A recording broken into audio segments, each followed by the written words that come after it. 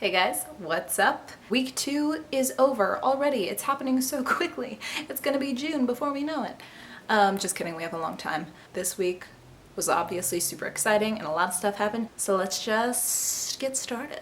Okay guys, let's talk about Joel Embiid. Joel Embiid has been so fun to watch. I think he is going to be the most fun big man to watch, and he's making the Sixers fun to watch again, because before it was kind of like you watched them but it was just because it was like a car accident where you can't look away, but it's really bad but you can't look away.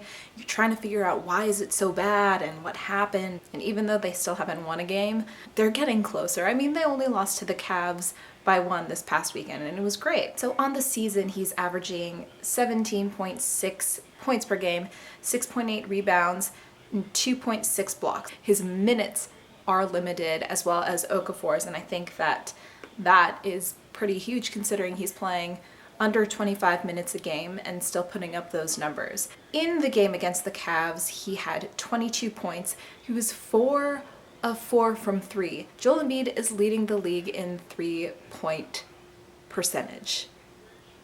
But like I said, he had 22 points, 4 of 4 from 3, 6 rebounds, 2 assists, 4 blocks, 1 steal, and 6 turnovers. So it is clear that he's not a completely polished player yet, but he is so fun to watch. Plus, his juju on that beat is amazing.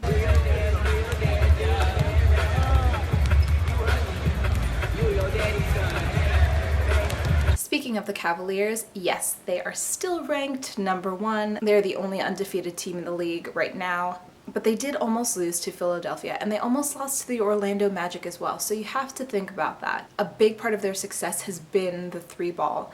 They're averaging 13.3 per game, which is the highest in the league. LeBron James has passed Hakeem Olajuwon for 10th place on the all-time scoring list. Now we know that they are by far the biggest terror in the East, and I think that it's safe to say that we're going to see them again in the playoffs and they're going to have an amazing run again. LeBron James was the Eastern Conference Player of the Week, surprise, surprise.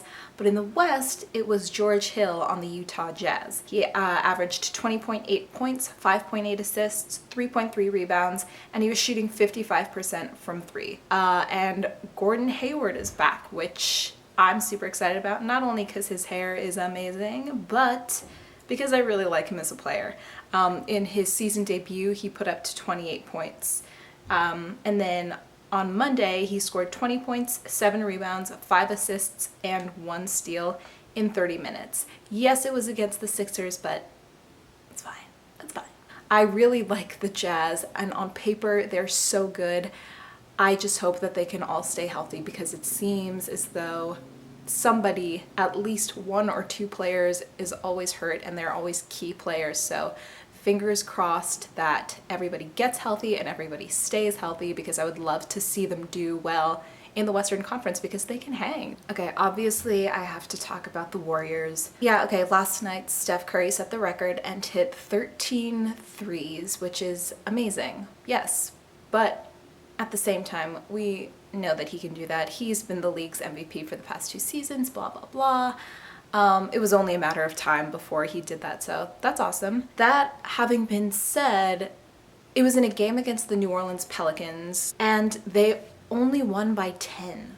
For a team with such huge superstars and the league's I don't know why I keep saying MVP for the past 2 years, to be playing against the Pelicans and for their best shooter to shoot that incredibly and score 46 points, for them to win by just 10 is a little bit disappointing, and it's surprising. It shouldn't be like that. It should be a larger margin, and that's what's concerning. Draymond Green scored only 4 points, but he did have 11 assists, 12 rebounds, 2 blocks, and 2 steals, which I think is almost better than him scoring a lot. He's playing more of his role, and now that Andrew Bogut is gone, I think that he needs to embrace that role a little bit more, because Pachulia is not doing anything. So that's a concern that they only won by 10. And then obviously I have to talk about their drubbing from the Los Angeles Lakers. Steph made 0 of 10 from 3.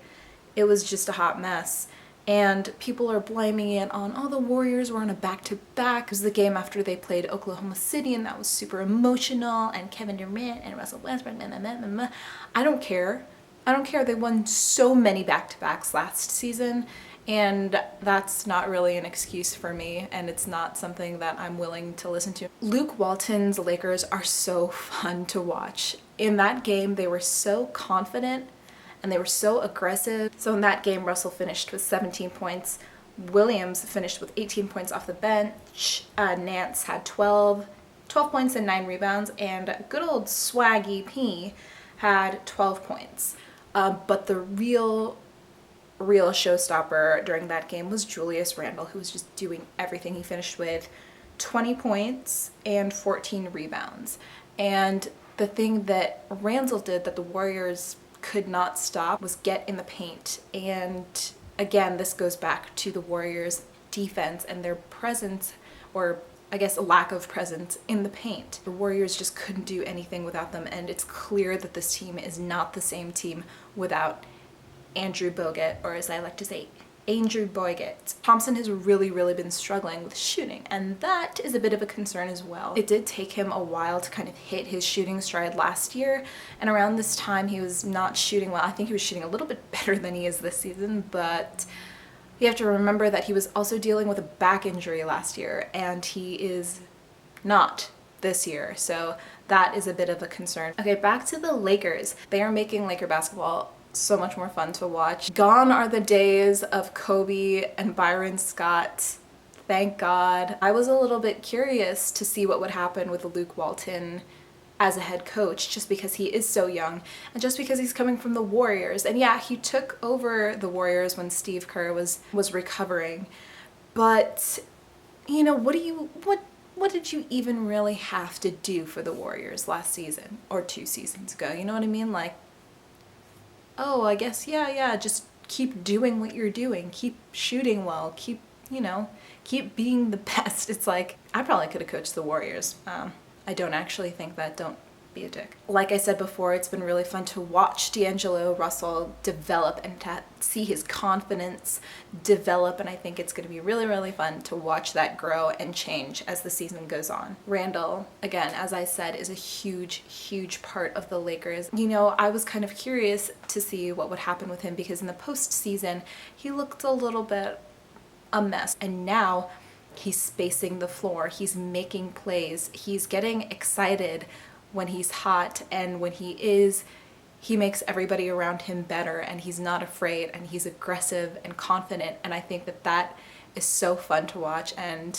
I'm pretty excited to live in LA right now. Alright, let's talk about my other LA team. The Clippers are looking pretty damn dominant right now, and I'm so excited. Just last night they destroyed the Pistons 114-82. But not only are they beating teams like the Pistons, they're also beating the San Antonio Spurs in San Antonio. I think that this team being led by Chris Paul and of course my favorite Blake Griffin is going to go far. In their first few games, the Clippers were struggling a little bit with shooting, but the past couple of games have not been a big issue for them. Let's talk a little bit more about Blake Griffin. I think he had such a rough year last year with everything that happened to him, everything that he caused. I'm not going to victimize him. I read an article on the Players Tribune, which, if you guys don't read, is a really cool newsletter with pieces written by athletes themselves. So Griffin contributes quite often. CJ McCollum has some really cool articles on there as well. They're well written, and it's cool to read things from the athlete's point of view. Griffin wrote one where he was talking about last year and how it was kind of just an apology to Clippers fans, and I thought it was so cool of him to do that, and I think he approached it the right way, because obviously what he did was shitty. All the events of last year really did kind of light a fire under his ass, and I think it's clear to see that he's playing with a lot more passion and a lot more drive, a lot more aggression. He has so much in his arsenal. He's just a beast, and he's added a lot. I always love watching him, but this season I've loved watching him even more. I think if anything, their bench just needs to be a little bit stronger. Of course, they have Jamal Crawford, but I think with the addition of Spates and Felton, their bench is going to be a lot stronger this season, and that is something that has been lacking in the past for the Clippers. Now that I've sung the Clippers' praises, I will leave you with a flop of the week, and I will just say, Chris Paul, you're better than this. Chris Paul. Vince Carter is back to challenge, but Paul will take it coast to coast. And a foul called on Vince Carter. He lets him shoot the layup. He doesn't even attempt the blocker.